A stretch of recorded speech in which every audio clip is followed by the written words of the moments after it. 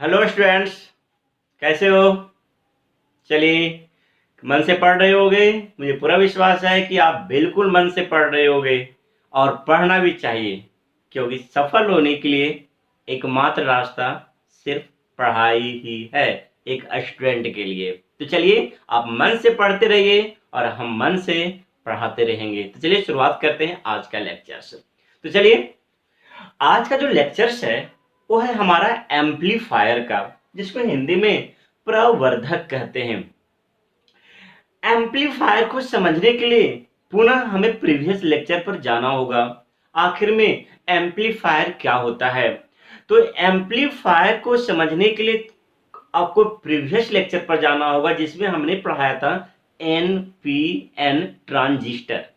और एम्पलीफायर में हम एनपीएन ट्रांजिस्टर का उपयोग प्राय करते हैं। तो इसका मतलब है एम्पलीफायर का जो सबसे पहला पॉइंट है कि एनपीएन ट्रांजिस्टर का उपयोग एम्पलीफायर में किया जाता है।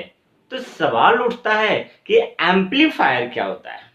तो चलिए, आज हम पूरे समय एम्पलीफायर के बारे में काफी काफी काफी गहन अध्ययन करेंगे, डिटेल स्टडी करेंगे, ताकि एक भी क्वेश्चन चाहे बोर्ड हो या कंपटीशन हो मिस ना हो जाए। तो चलिए शुरुआत करते हैं एम्पलीफायर। तो एम्पलीफायर में जितना भी कॉन्सेप्ट का हम उपयोग करेंगे वो कभी न कभी प्रीवियस लेक्चर में पढ़ा चुके हैं, जिसमें जो सबसे पहला कॉन्सेप्ट है सिग्नल, क्योंकि एम्पलीफायर सिग्नल के ऊपर ही काम करता है। तो चलिए शुरुआत करते हैं सिग्नल से ही। रफ आइडिया केवल आपको याद होगा, हमने आपसे कहा था कि सिग्नल को प्रायः हम इस तरीके से दिखाते हैं। लीजिए, सिग्नल क्या होता है ये पढ़ा चुका हूं। आज हम केवल सिग्नल का रेफरेंस लेंगे, सिग्नल का सिर्फ हेल्प लेंगे। किसी भी सिग्नल को, इलेक्ट्रिकल सिग्नल को हम इस प्रकार दिखाते हैं। यह आपका एसी सिग्नल है, एसी सिग्नल, एसी सिग्नल।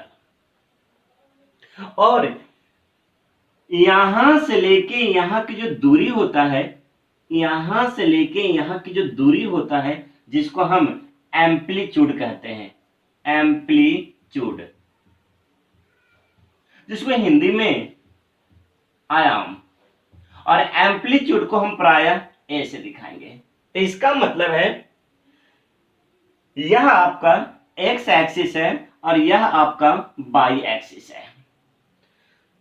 तो जो मैक्सिमम हाइट है वो किसी भी सिग्नल का एम्पलीट्यूड कहलाता है, या इसी को हम आयाम कहते हैं, और एम्पलीट्यूड को हम ए से दिखाते हैं। तो सर, सवाल उठता है कि हम इसका डिस्कशन क्यों कर रहे हैं, क्योंकि आज के लेक्चर में जो हम एम्पलीफायर पढ़ाने वाले हैं वो इसी के ऊपर वर्क करता है, एम्पलीट्यूड के ऊपर वर्क करता है। अगर हम इसके बारे में अच्छी तरीके से समझ लें तो समझिए कि एम्पलीफायर समझना और लिखना दोनों हमारे लिए आसान हो जाएगा। तो चलिए, हमने आपसे कहा कि किसी भी सिग्नल का यह जो हिस्सा होता है, यहां से लेके यहां की जो हाइट होती है वो है एम्पलीट्यूड कहलाती है, एम्पलीट्यूड।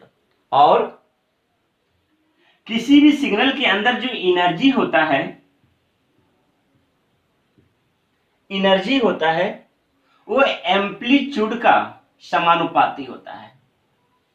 अगर एनर्जी को ई से दिखाएं, समानुपाती एम्पलीट्यूड, तो इसका मतलब है कि जैसे जैसे एम्पलीट्यूड बढ़ेगा तो उस सिग्नल का एनर्जी भी बढ़ेगा, और सिग्नल का एनर्जी जितना ज्यादा होगा वह सिग्नल उतना ही मजबूत होगा, और जिस सिग्नल की एनर्जी जितना कम होगी वह सिग्नल उतना ही वीक होगा।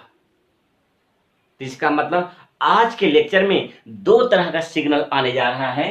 एक सिग्नल है स्ट्रॉन्ग सिग्नल, स्ट्रॉन्ग सिग्नल, और दूसरा आने जा रहा है वीक सिग्नल, वीक सिग्नल।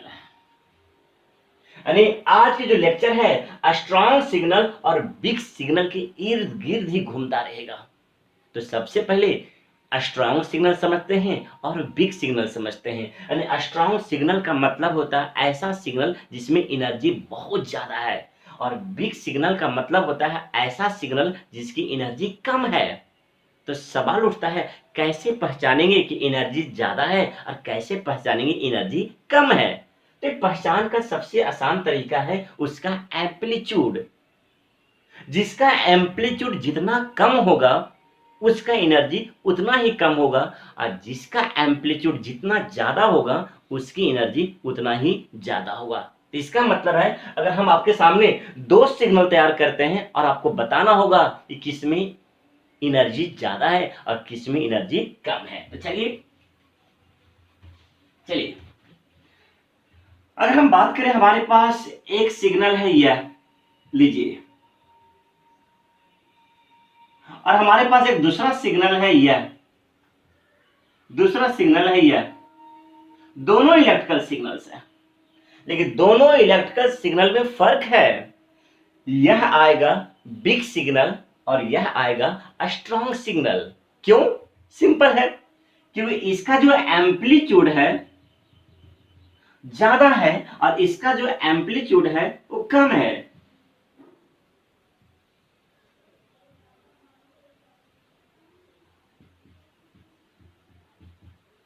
यानी इसका एम्पलीट्यूड ज्यादा है, एनर्जी ज्यादा होगा, जब एनर्जी ज्यादा होगा तो इसे हम स्ट्रॉन्ग सिग्नल के अंदर रखेंगे। इसका एम्पलीट्यूड कम है तो इसका मतलब इसकी एनर्जी कम होगी, ऐसे को हम वीक सिग्नल यानी कमजोर सिग्नल के अंदर रखेंगे और इसको हम स्ट्रॉन्ग सिग्नल के अंदर रखेंगे। तो इस प्रकार हमारे स्टूडेंट, हमारे बच्चे समझ गया कि कोई भी एम्पलीफायर सिग्नल के ऊपर वर्क करता है। वो क्या करता है वो बाद में देख लेंगे, वो बाद में देख लेंगे, लेकिन अब इतना समझना होगा कि सिग्नल के ऊपर वर्क करता है। तो सिग्नल क्या होता है आपको पता है? सिग्नल का जो एनर्जी जो होता है उसको डिसाइड कैसे करते, कैसे पहचानते हैं? तो वह एम्पलीट्यूड से पहचानते हैं। जिसका एम्पलीट्यूड ज्यादा तो एनर्जी ज्यादा, और जिसका एम्पलीट्यूड कम है तो एनर्जी कम। तो चलिए अब आते हैं एम्पलीफायर के ऊपर कि एम्पलीफायर क्या होता है। तो आइए समझते हैं। एम्पलीफायर जो है, एम्पलीफायर है बहुत ही जाना पहचाना शब्द है। शायद सबने कभी ना कभी लाइफ में एम्पलीफायर देखा होगा। शादी ब्याह, पार्टी, इन सभी जगहों पर हम क्या करते हैं? खुशियां मनाने के लिए, सेलिब्रेट करने के लिए एम्पलीफायर लगाते हैं और अपने सॉन्ग्स को, अपने गाने को काफी तेज बजाते हैं, काफी तेज बजाते हैं। तो इसका मतलब है कि जरूर एम्पलीफायर कुछ ना कुछ करता होगा। तो एम्पलीफायर करता क्या है ये जरा समझिएगा। अगर हम साउंड के रिस्पेक्ट में बोले तो यह लो एनर्जी साउंड को हाई एनर्जी साउंड में कन्वर्ट करता है। आप एक काम करें, आप क्या करें, बिना किसी माइक का इस्तेमाल करके बोले तो उसकी एनर्जी को कैलकुलेट करें। अब उसे क्या करें, अब अपने साथ एक माइक का इस्तेमाल करें, उसके बाद बोले, अब उसकी एनर्जी कैलकुलेट करें। दोनों की एनर्जी में काफी फर्क आएगा। एक का एनर्जी काफी ज्यादा होगा, यानी जिस सिग्नल को एम्पलीफाई किया गया है उसका एनर्जी काफी ज्यादा होगा, और जिस सिग्नल को एम्पलीफाई नहीं किया गया है उसकी एनर्जी बहुत ही कम होगी। ये आम बात है, आप भी चेकआउट कर सकते हो। कहीं भी एम्पलीफायर को देखे होगे तो समझ जाओगे कि इसका मतलब है यह लो एनर्जी सिग्नल को हाई एनर्जी सिग्नल में परिवर्तित करता है। ऐसे डिवाइस को हम एम्पलीफायर कहते हैं, या हिंदी में प्रवर्धक कहते हैं। सिंपल परिभाषा है कि एम्पलीफायर क्या करता है, लो एनर्जी सिग्नल को हाई एनर्जी सिग्नल में कन्वर्ट करता है। ऐसे डिवाइस को हम एम्पलीफायर कहते हैं। शायद मेरा बच्चा परिभाषा लिखने के लिए तैयार हो जाएगा, क्योंकि एम्पलीफायर का परिभाषा बिल्कुल आप इमेजिन कर सकते हो। लो एनर्जी सिग्नल को हाई एनर्जी सिग्नल में बदलने वाले डिवाइस को हम एम्पलीफायर या प्रवर्धक कहते हैं। और हम सब किसी ने लाइफ में कभी न कभी एम्पलीफायर को देखा होगा। तो चलिए let's start the writing the definitions. Amplifier, amplifier, amplifier is the electronic devices, electronic device which convert, which convert low energy, low energy electrical signal to, electrical signal to, signal to high energy electrical signal, high energy, energy electrical signal, high energy electrical signal। और जो बच्चे हिंदी में लिखना चाहते हैं तो प्रवर्धक एक electronic उपकरण है जो कम ऊर्जा वाले विद्युतीय तरंग को अधिक ऊर्जा वाले विद्युतीय तरंग में परिवर्तित करता है। ठीक है, अब आगे बढ़ते हैं। चलिए, ये आपका एम्पलीफायर का सिंपल एंड सिंपलेस्ट डेफिनेशन हुआ। तो चलिए अब आगे बढ़ते हैं। यानी किसी भी एम्पलीफायर का अगर ब्लॉक डायग्राम बनाया जाए, मतलब कि जस्ट एक डायग्राम से दिखाया जाए तो इस प्रकार दिखाया जा सकता है। जब देखिएगा, यह हमारा एम्पलीफायर है, यह हमारा एम्पलीफायर है। लीजिए, एम्पलीफायर, एम्पलीफायर जिसको हम प्रवर्धक कहते हैं। यह हमारा इनपुट है, यह हमारा इनपुट है और यह हमारा आउटपुट है, यह हमारा आउटपुट है। इसका मतलब है यहां से इनपुट जाएगा और यहां से आउटपुट बाहर निकलेगा। तो कंडीशन आपको याद होगा कि इनपुट में हमेशा कम ऊर्जा वाला सिग्नल होता है। इसका मतलब है, लीजिए, low energy signal, low energy signal. कैसे पहचान करेंगे आप लोग लो एनर्जी सिग्नल को? तो इसका एम्पलीट्यूड काफी कम कर दीजिए, मतलब कि यहां से लेके यहां की जो हाइट है, ऊंचाई है, वो कम कर दीजिए, क्योंकि ये एम्पलीट्यूड है। लीजिए, लो एनर्जी सिग्नल है, लेकिन जैसे ही एम्पलीफाई होकर के बाहर निकलेगा तो जो आउटपुट मिलेगा high energy signal, high energy signal. अगर हम इसको इस तरह दिखाएं, लीजिए, क्या करना है आपको? सिंपल, इस एम्पलीट्यूड को बड़ा कर देना है।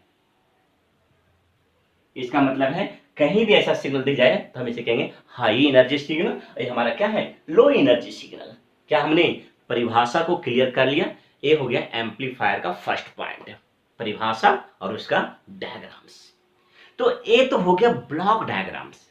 अब चलते हैं कि एम्पलीफायर काम कैसे करता है, इसके इंटरनल स्ट्रक्चर्स कैसा होता है, इसका इंटरनल सर्किट कैसा होता है और सर्किट काम कैसे करता है। तो चलिए अब हम चलते हैं इसके इंटरनल स्ट्रक्चर को देखने। आखिर में एक एम्पलीफायर की जो सर्किट होती है वो किस प्रकार होती है। तो आइए,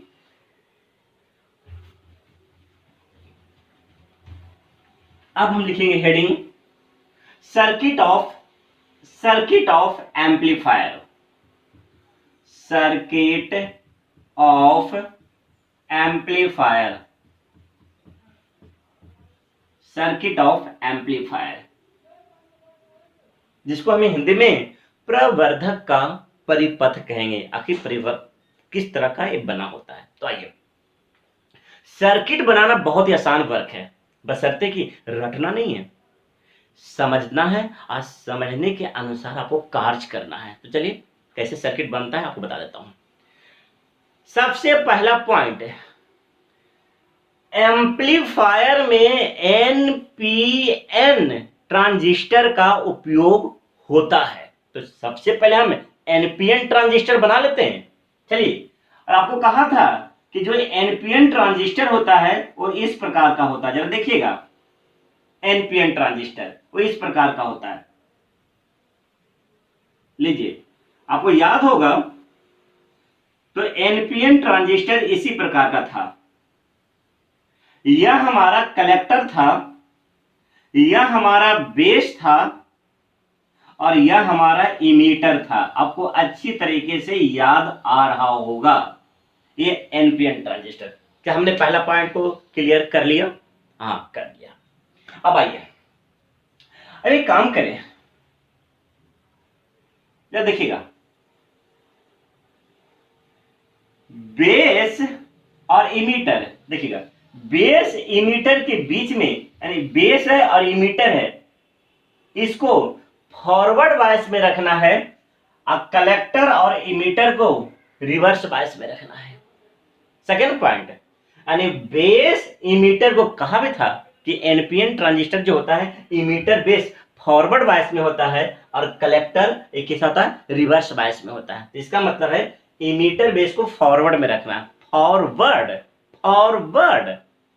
आपको याद होगा N P N, NPN transistor है, तो इसको फॉरवर्ड में रखना है। तो फॉरवर्ड में रखने के लिए पी को प्लस के साथ है, चलिए, और एन को माइनस के साथ है, हमने जोड़ दिया। अब इसको रखना है रिवर्स बायस में, चलिए इसको रखना है रिवर्स बायस में। तो आइए इसको रखेंगे रिवर्स बायस में। रिवर्स बायस में रखने के लिए एन को पॉजिटिव के साथ है और लीजिए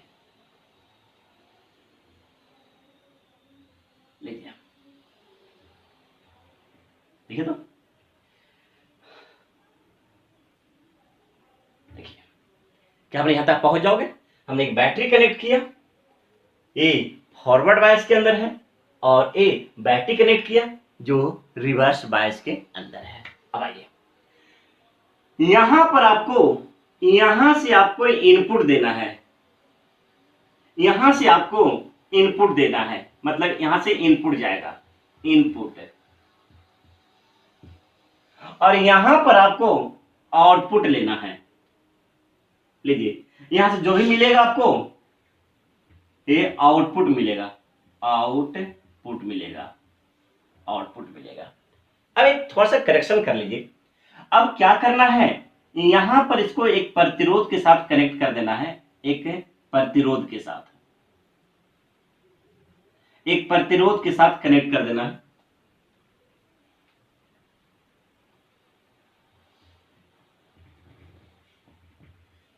क्योंकि कुछ ना कुछ तो रेजिस्टेंस होगा ही, चाहे इनपुट की बात करें या आउटपुट की बात करें, कुछ ना कुछ तो प्रतिरोध होगा। तो यहां पर हमने क्या किया, एक प्रतिरोध को जोड़ दिया,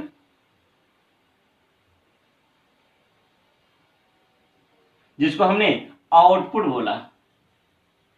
जब आउटपुट में प्रतिरोध होगा तो इनपुट के अंदर भी कुछ ना कुछ प्रतिरोध होगा। लीजिए, हमने इनपुट के अंदर भी कुछ ना कुछ प्रतिरोध लगा दिया, जिसको हमने आर आई बोला।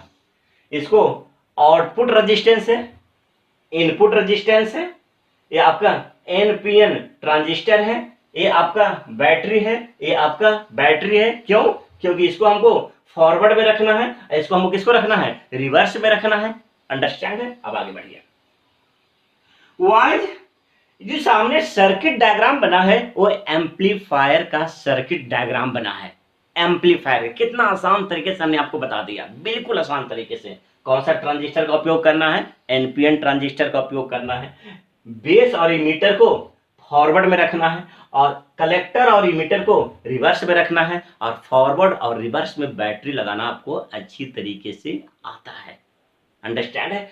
तो चलिए, यहां से आपको इनपुट देना है और यहां पर आपको क्या लेना है, आउटपुट लेना है। तो सबको पता होगा, सबको पता होगा कि इनपुट वोल्टेज को अगर हम वी आई बोले तो यहां मतलब है यहां, और यहां जो वोल्टेज मिलेगा उसको हम वी ओ बोले।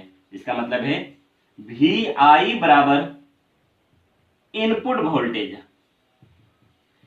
इनपुट वोल्टेज, और VO बराबर output voltage, output voltage, RO बराबर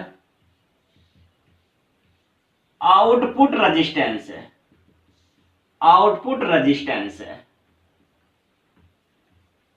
और RI बराबर इनपुट रेजिस्टेंस है, इनपुट रेजिस्टेंस है। बस यहां आपको लिखने में थोड़ा कंजूसी करना है क्योंकि स्पेस बहुत ही कम होता है, लिखने में कंजूसी, लेकिन समझने में पूरी समझिए, पूरी समझिए कि समझिए उस चीज को लिखना बहुत आसान होता है। ठीक है, तो हमने सारे कंटेंट को क्या कहां पर क्या है, आउटपुट प्रतिरोध, output voltage, input voltage, input प्रतिरोध, एनपीएन ट्रांजिस्टर, बस यही एम्पलीफायर के अंदर का सर्किट है। कोई भी एम्पलीफायर के अंदर इसी तरह का सर्किट्स होता है। तो चलिए अब हम समझते हैं कि आखिर में होता कैसे, काम कैसे करता है। तो चलिए, वाइज सबको पता है कि इमीटर से जो करंट निकलता है उसको हम IE कहते हैं। जैसी करंट यहां पहुंचेगा तो ये दो भाग में बढ़ जाएगा, एक इधर चला जाएगा और एक इधर चला जाएगा। तो इधर जो करंट जाएगा उसको हम IC कहेंगे, क्यों? क्योंकि यह कलेक्टर में जा रहा है। और इधर जो करंट जाएगा इसको हम IB कहेंगे। ऐसा नाम क्यों दिया? क्योंकि यह बेस के अंदर जा रहा है। ये IC, ये IE और ये IB। स्पेस कम होने की वजह से डायग्राम को हम दोबारा नहीं बना सकता हूं, हमें मजबूरन इतनी स्पेस में समझना होगा। तो चलिए थोड़ा सा अपने दिमाग को भी थोड़ा शांत कीजिए और समझिए। आप मजबूरी बिल्कुल समझ सकते हो कि लिमिटेड स्पेस होता है, इसी में समझाना होता है। तो आप समझिए और इसे तुरंत अपने कॉपी पर ड्रा करने की कोशिश कीजिए, तब 100% हो जाएगा। तो चलिए समझने की कोशिश करते हैं। चलिए आइएगा, क्योंकि लिमिटेड स्पेस होने की वजह से हमें जो भी कुछ करना है यहीं पर करना है, इसके अलावा कोई जगह नहीं है कि आओ आगे लिख सकते हैं। चलिए, कंटेंट काफी बड़ा है। ये आउटपुट है, ये हमारा इनपुट से, ये हमारा इनपुट से VI है। चलिए समझते हैं। चलो वाइस, काम कैसे करता है? थोड़ा मुश्किल जरूर है, लेकिन असंभव नहीं है, मुश्किल है, थोड़ा सा मुश्किल है, लेकिन वो भी मुश्किल आपको नहीं लगेगा अगर नियत सही होगा। तब पढ़ने की नियत होगा तो वो भी आपको मुश्किल नहीं लगेगा। तो आइए समझते हैं।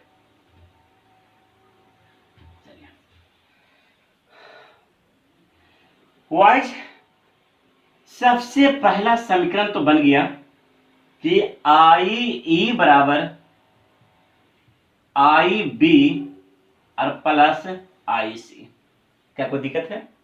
IE बराबर IB प्लस IC, क्यों कि IE दो भाग में बटा है, एक IB और एक IC में, तो इन दोनों को जोड़ देंगे तो यह IE के बराबर हो जाएगा। चलिए अब आगे बढ़ते हैं। इधर देखो तो, अब यह IB करंट आगे बढ़ेगा, आगे बढ़ेगा। तो इस सर्किट को बड़ा गौर से देखिएगा। देखिए तो IB आगे बढ़ा और आगे बढ़ा, तो इसके अंदर जो करंट प्रवेश करेगा वो IB करंट प्रवेश करेगा, और यहां से लेके यहां का जो वोल्टेज है वो VI है। देखिए तो VI। तो अगर आपने ओम्स लॉ अप्लाई किया, ओम्स लॉ एट इनपुट, अगर आपने इनपुट पर ओम्स लॉ अप्लाई किया तो ओम्स लॉ कहता है V बराबर I इंटू R। तो V के जगह पर आप VI लिखिएगा, I के जगह पर आप IB लिखिएगा, और R के जगह पर आप RI लिखिएगा। तो इसका मतलब है सबसे पहला समीकरण हमने निकाल दिया, VI बराबर IB इंटू RI, समीकरण नंबर 2। देख लीजिए, कहीं कोई दिक्कत आ तो बताइएगा। हमने क्या किया, इसके ऊपर ओम्स लॉ लगा दिया, V बराबर I इंटू आर। वोल्टेज कितना दिया था VI, करंट कितना है IB, प्रतिरोध कितना है RI, तो VI बराबर IB इंटू क्या हो गया RI। अब सेम काम करना है आउटपुट पर। Ohm's law, Ohm's law at output. अगर आउटपुट की बात करें तो पहले भाई देखिएगा, एक करंट IC है, IC ऊपर गया, प्रतिरोध कितना है RO है, अब वोल्टेज कितना है VO है, तो इसका मतलब है V बराबर I इंटू आर। V के जगह पर VO लिखेंगे, I के जगह पर IC लिखेंगे और R के जगह पर RO लिखेंगे।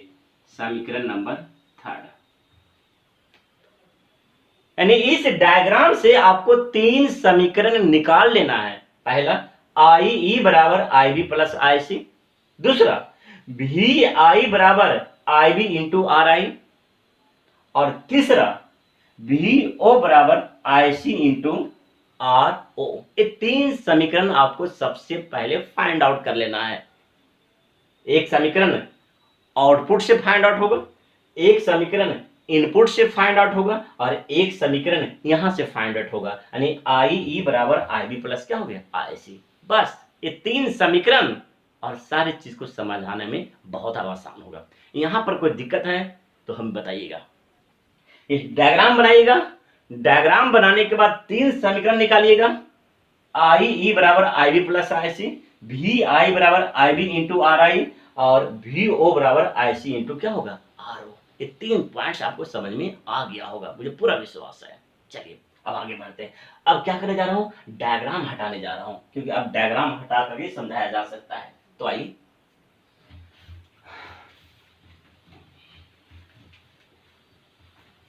चलिए तीनों समीकरण को यहां लिख देता हूं।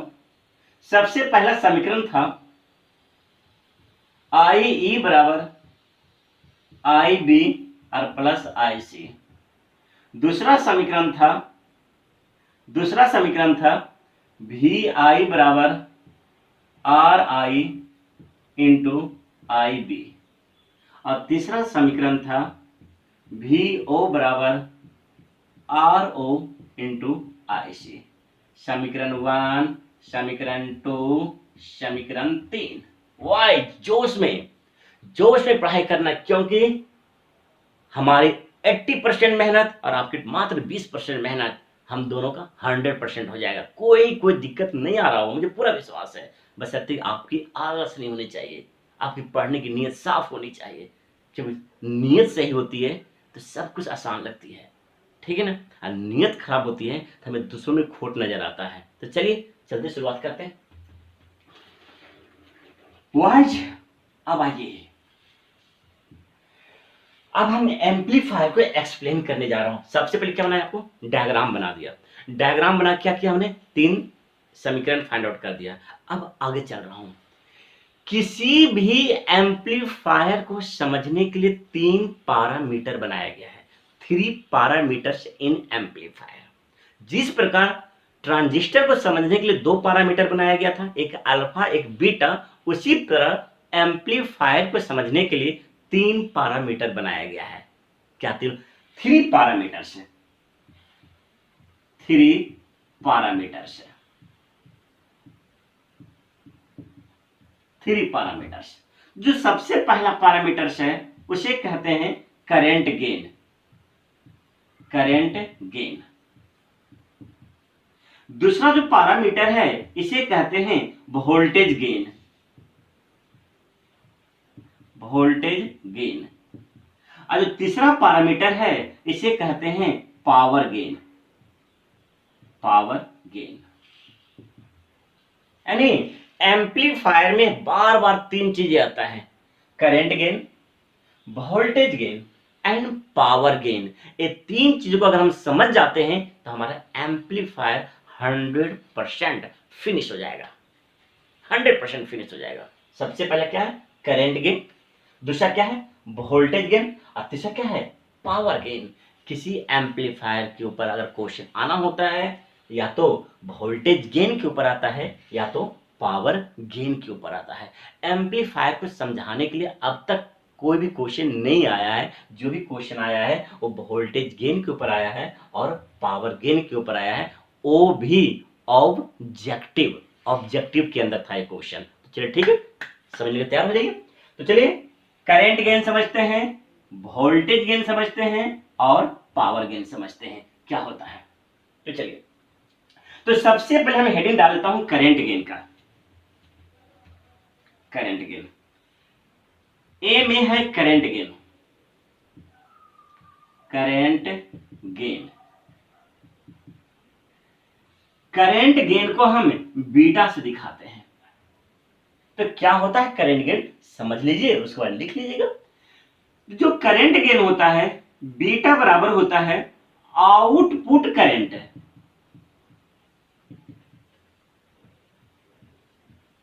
और बटा इनपुट करंट। इनपुट करंट, तो बीटा बराबर, याद कीजिए, आउटपुट करंट। तो एम्पलीफायर के अंदर, आउटपुट के अंदर जो करंट बह रहा था, क्या वो आईसी था या नहीं था? और एम्पलीफायर का जो इनपुट था उसमें जो करंट बह रहा था, क्या वह आई बी था कि नहीं था? तो इस प्रकार जो करंट गेन होता है आईसी और बटा आई बी होता है। इस प्रकार जो करंट गेन होता है, करंट गेन होता है वो आईसी अब बटा क्या होता है, आईबी होता है। परिभाषा देखिएगा, परिभाषा इसे लिखाने तो बिल्कुल नहीं जा रहा हूं, आपको लिखना है तो खुद से लिख लीजिएगा। आउटपुट करंट इनपुट करंट के अनुपात को हम करंट गेन कहते हैं। The ratio of output current to the input current of an amplifier is called current gain. एक बार और रिपीट करता हूं, the ratio of output current to the input current of an amplifier is called current gain. और current gain को हम beta से दिखाते हैं और बीटा बराबर आईसी और बटा क्या होता है, आईबी होता है। कहीं मत मिस कीजिएगा, बीटा बराबर आईसी बटा आईबी होता है। यहां पर एक ऑब्जेक्टिव क्वेश्चन दिया गया था, हम आपको बोर्ड पर क्वेश्चन डाल देता हूं और आप इसे बना करके दिमाग का इस्तेमाल कीजिएगा और इसे बना करके आप जरूर कमेंट बॉक्स में डालिएगा। बहुत आसान क्वेश्चन है।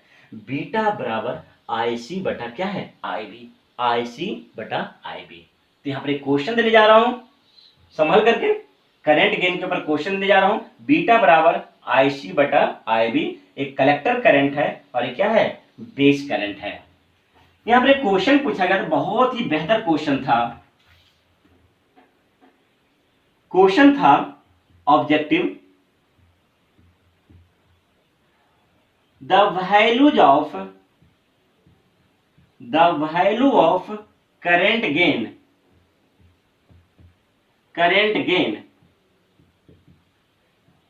Beta is, option number A, the value of current gain beta of an amplifier is, option A beta equal to 1, B में बीटा लेस देन 1, सी में बीटा ग्रेटर देन 1 और D में none.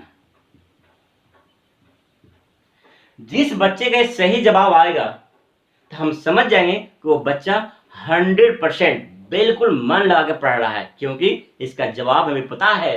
अगर हम इसका जवाब दे दूं तो फायदा क्या होगा, क्वेश्चन हम बता रहे हैं, जवाब हम दे रहे हैं, तो आप बीच में क्या कर रहे हो, सिनेमा देख रहे हो नहीं ना। तो इसका मतलब है बीटा बराबर 1, beta less than 1, beta is greater than 1 और नन। इसका जवाब आपके पास है और मुझे आप पर पूरा भरोसा है कि आप इसका जवाब जरूर दोगे। इसलिए ये क्वेश्चन आपके लिए दे रहा हूं। कमेंट बॉक्स में ए बी सी डी आप टाइप कर दीजिएगा, हम समझ जाएंगे। अंडरस्टैंड है? चलिए अब आगे बढ़ते हैं।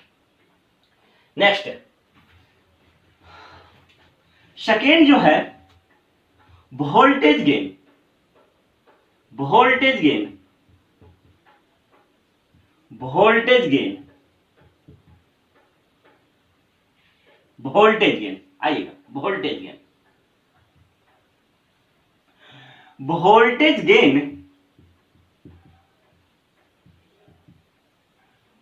बराबर आउटपुट वोल्टेज, आउटपुट वोल्टेज और बटा इनपुट वोल्टेज, इनपुट वोल्टेज। आपको याद होगा वोल्टेज गेन बराबर हो गया आउटपुट वोल्टेज बटा क्या हो गया, इनपुट वोल्टेज। इसका परिभाषा भी क्लियर है कि एम्पलीफायर के आउटपुट वोल्टेज और इनपुट वोल्टेज का जो अनुपात होता है उसको हम क्या कहते हैं, वोल्टेज गेन कहते हैं, जो कभी लिखने के लिए नहीं आएगा। जब भी आएगा तो ऑब्जेक्टिव आएगा और जब भी आएगा तो न्यूमेरिकल्स आएगा। चलिए, तो वोल्टेज गेन बराबर, आपको याद होगा आउटपुट वोल्टेज को VO बोलते हैं और इनपुट वोल्टेज को VI बोलते हैं। और अभी हमने आपको VO और VI का मान ज्ञात किया था। VO का मान आपको याद होगा RO इंटू IC और VI का मान RI इंटू IB। अगर हम वोल्टेज गेन को थोड़ा सुधार के लिखें, थोड़ा सजा के लिखें, तो वोल्टेज गेन बराबर, एक काम करें, IC बटा IB को एक साथ कर दें, यहां RO बटा RI। हाँ, अपने बच्चों से पूछना चाहूंगा कि IC बटा IB क्या होता है, तो IC बटा IB अभी पढ़ाया था, यह होता है बीटा, यह आपका हो गया RO बटा RI। इसका मतलब है वोल्टेज गेन ज्ञात करने का हमारे पास एक नया फॉर्मूला आ गया। एक बार बोलिएगा कि किसी भी एम्पलीफायर का अगर वोल्टेज गेन ज्ञात करना है तो बीटा इंटू RO बटा RI। वोल्टेज गेन बराबर बीटा इंटू RO बटा RI। RO का मतलब आउटपुट रेजिस्टेंस, RI का मतलब इनपुट रेजिस्टेंस और बीटा का मतलब करंट गेन। तो वोल्टेज गेन भी कवर हो गया। अब चलते हैं आगे। जो थर्ड पॉइंट है वो पावर गेन है। The third point is power gain, that's a power gain, power gain. आपको याद होगा हमने पढ़ाया था कि जो पावर होता है वो होता है वोल्टेज इंटू करंट, करंट। तो अगर हमको पावर गेन चाहिए, अगर हमको पावर गेन चाहिए तो सबसे पहले हमें वोल्टेज नहीं, वोल्टेज गेन देना होगा और गुना करंट नहीं, करंट गेन देना होगा। तो चलिए, तो पावर गेन बराबर, पावर गेन बराबर, तो वोल्टेज गेन, वोल्टेज गेन अभी पढ़ाया था कि वोल्टेज गेन बराबर होता है बीटा इंटू RO बटा RI और करंट गेन बीटा होता है। तो इसका मतलब पावर गेन, जो पावर गेन होकर आएगा, जो पावर गेन का जो नया समीकरण बन के आएगा वो बीटा और बीटा आपस में गुना होकर के बीटा स्क्वायर हो जाएगा और यह RO और बटा यह RI हो जाएगा। यह हमारा पावर गेन का समीकरण है। ऑब्जेक्टिव्स के लिए बहुत ज्यादा इंपॉर्टेंट है। पावर गेन बराबर बीटा स्क्वायर इंटू RO बटा RI। तो इस प्रकार हमने एम्पलीफायर का तीनों पैरामीटर, करंट गेन हो, वोल्टेज गेन हो और पावर गेन हो, तीनों को हमने डिराइव किया, तीनों को हमने समझाया।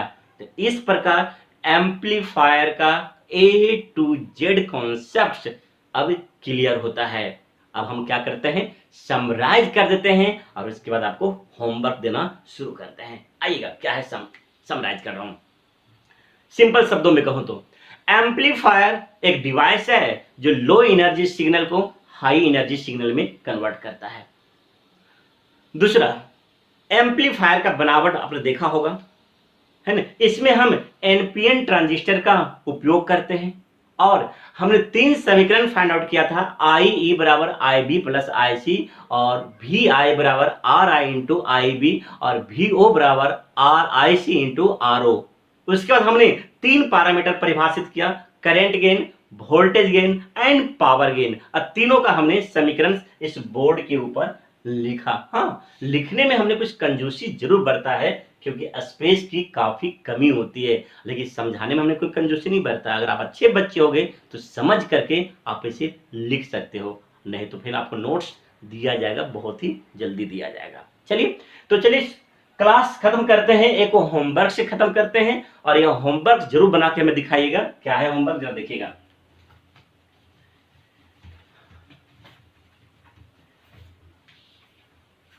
आइए, क्वेश्चंस है, if current gain of a amplifier is of an amplifier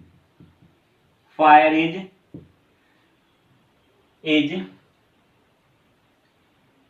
2.5 if input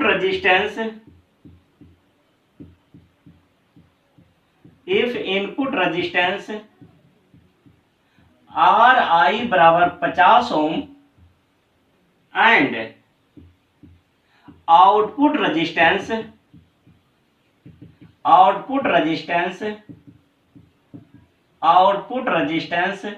are O बराबर 25 ohm, find the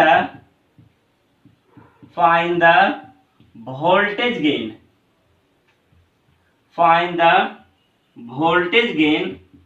and power gain।